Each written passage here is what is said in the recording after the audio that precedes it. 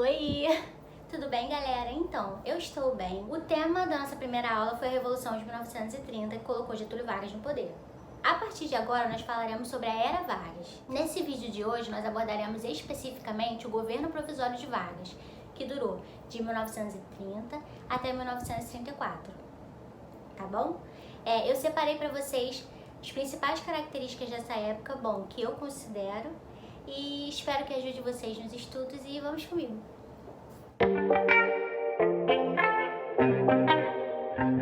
Gente, Getúlio chegou no poder no dia 4 de novembro de 1930 e, a partir de então, começou a tomar medidas intervencionistas e centralizadoras. E quais foram essas medidas?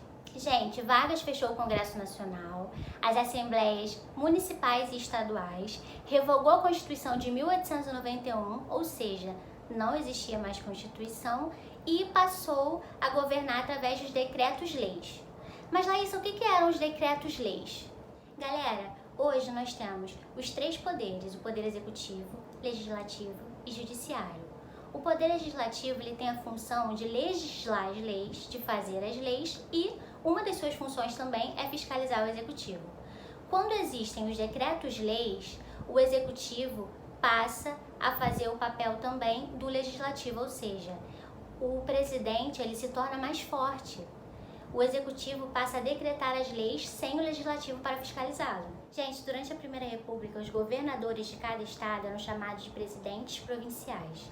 E agora, após a Revolução de 30, com o final da Primeira República e o início de uma nova política, Getúlio Vargas pensou: presidentes provinciais só existe um presidente, que sou eu. Sendo assim, Getúlio destituiu todos esses políticos de seus cargos e começou a nomear interventores escolhidos diretamente por ele. Além disso, Getúlio anistiou os tenentes, que foram seus parceiros revolucionários, Pessoal, quando nós estudamos essas grandes figuras carismáticas como Getúlio Vargas, nós não devemos apresentá-los como grandes heróis ou como grandes vilões. Nós devemos entendê-los como políticos que naquele momento souberam atender às demandas populacionais.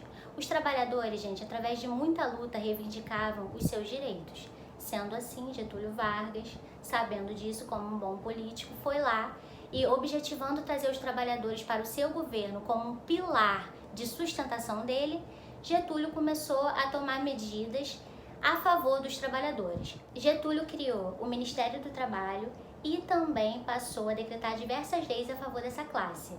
Quais leis, por exemplo? O direito a férias, a jornada de 8 horas de trabalho, o direito à aposentadoria, a regulamentação do trabalho das crianças e das mulheres e o direito à carteira de trabalho. Mas é importante nós ressaltarmos que a CLT, a consolidação das leis trabalhistas, só aconteceu de fato durante o Estado Novo, em 1943, pela luta dos trabalhadores, por uma luta intensa dos trabalhadores em busca de seus direitos. Mas e a economia, Laís? Ela também mudou? Mudou, gente. O governo passou a intervir mais ativamente na economia, nos produtos agrícolas, e foi necessariamente nesse período que foi iniciado o processo de industrialização no Brasil. Pessoal, nós estamos falando de 1932 agora e o Brasil ainda não tinha uma Constituição.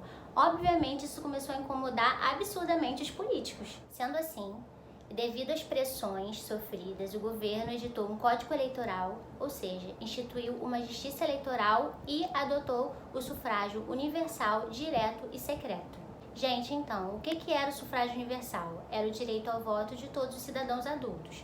Que cidadãos adultos? Homens e mulheres. Os analfabetos continuavam fora.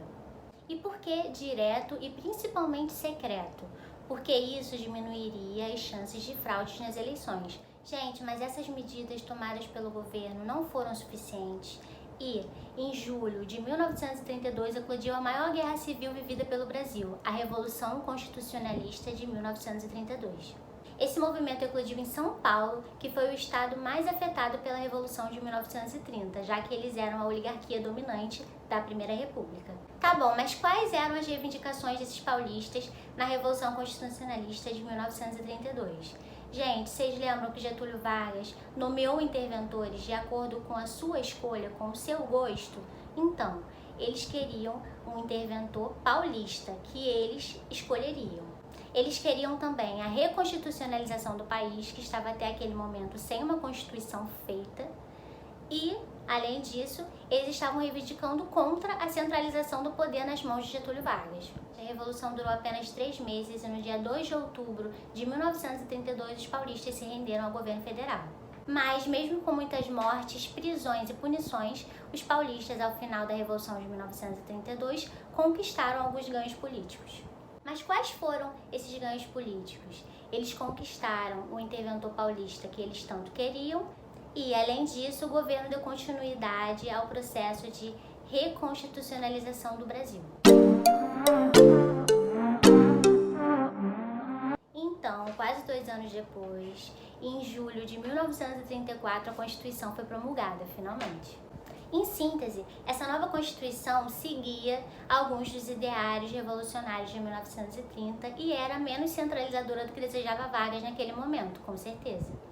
Um dia depois da promulgação da Constituição, Getúlio Vargas foi reeleito presidente do Brasil pelos constituintes. E, em tese, ele não poderia mais se reeleger.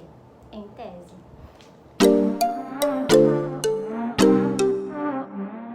Então, é importante a gente ressaltar que a conquista do voto feminino durante o governo provisório de Vargas decorreu de uma luta intensa das mulheres, uma luta que começou antes mesmo da proclamação da República.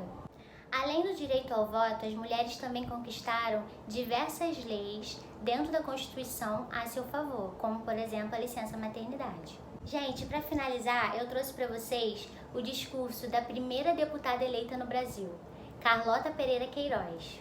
Ela disse assim: "Cabe-me a honra, com a minha simples presença aqui, de deixar escrito um capítulo novo para a história do Brasil, o da colaboração feminina para a história do país. Primeiro pronunciamento na Câmara em 13 de março de 1934. Bom, gente, isso diz tudo. É isso. Agora o vídeo acabou. Eu agradeço por quem assistiu até aqui. Quero dizer que eu gostei muito de estudar esse tema. Espero que vocês gostem da videoaula. Aceito críticas, como eu disse no primeiro vídeo. Aceito questões. E é isso, gente. Muito obrigada. Me sigam aqui no Instagram. Se inscrevam no meu canal e beijinho. Até o próximo vídeo.